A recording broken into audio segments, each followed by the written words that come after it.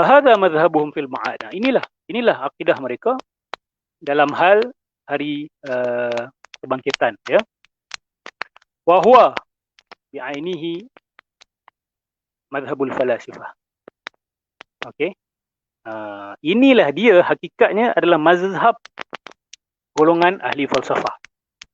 Okey, kita kena faham istilah falasifah dekat sini, sebab bila baca tengok, oh, jadi semua falsafah itu hina.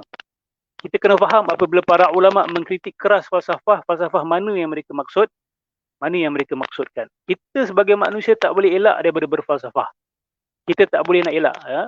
Bahkan ikhwan-ikhwan salafiyah kita juga, kalau baca Ibn Taymiyah menulis dalam kitabnya Ar-Raddu 'alal Mantiqiyyin, kan, Ibn Taymiyah mengiktiraf keperluan, dia tak katalah falsafah, dia kata ilmu kalam, ilmu kalam, dan hujah-hujah yang kompleks untuk orang-orang yang sudah terbiasa dengan penghujahan yang kompleks.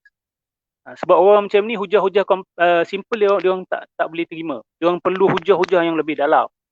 Dan dia juga bagus untuk melatih tubi otak supaya menjadi lebih cergas.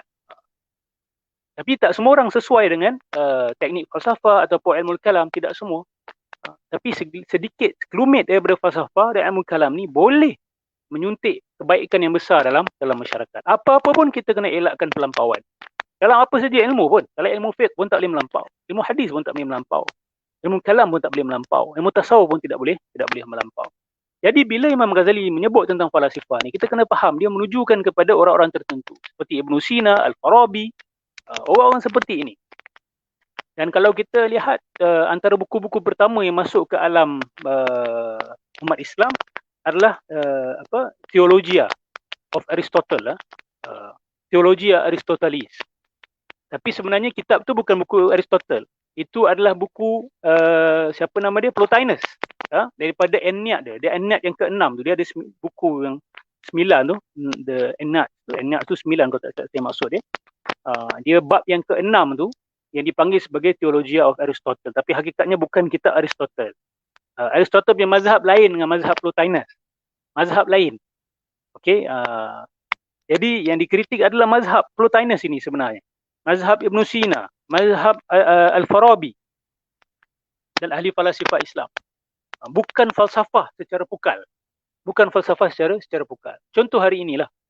Kita nak berdebat dengan golongan etis, kita nak berdebat dengan scientism, kan, kita kata postmodernist, macam-macam. Kita nak kena belajar falsafah diorang, nak kena faham falsafah diorang. Nak rot evolution theory, kita kena faham evolution theory. Dan semua ni bergelumang dalam falsafah. Tak boleh nak pisahkan, kata saya tak nak falsafah, saya tak nak falsafah. Tak boleh. Sebab dia dah bergelumang dah.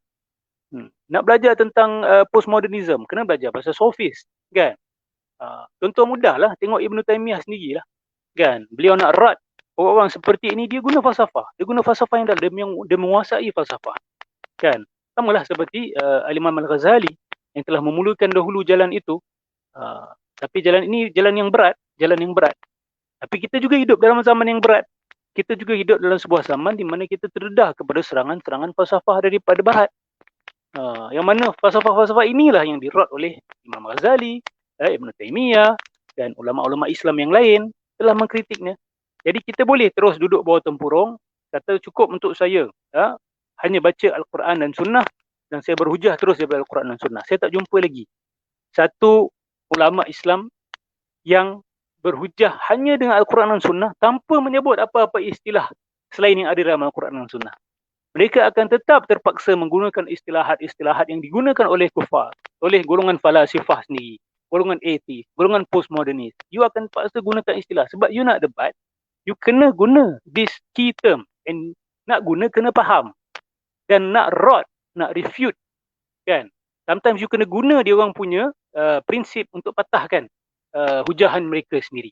Tapi not all the time lah, kan. Nak berhujah dengan Al-Quran juga boleh. Kalau rujuk kitab Al-Qistas Al-Mustaqim Al-Imam Al-Ghazali, kan, sangat menarik. Imam Al-Ghazali mengajarkan teknik-teknik penghujahan yang ada dalam Al-Quran,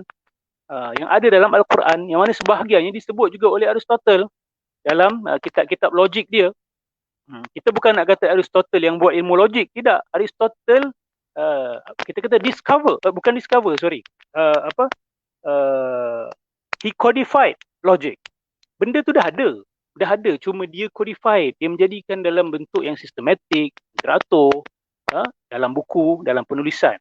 Tapi bukan bermakna logik ni tak ada. Tak bermakna dalam Quran tak ada logik. So nak kena faham bila Imam Ghazali mengkritik mazhab falasifah ni, kita kena faham dia merujuk kepada siapa.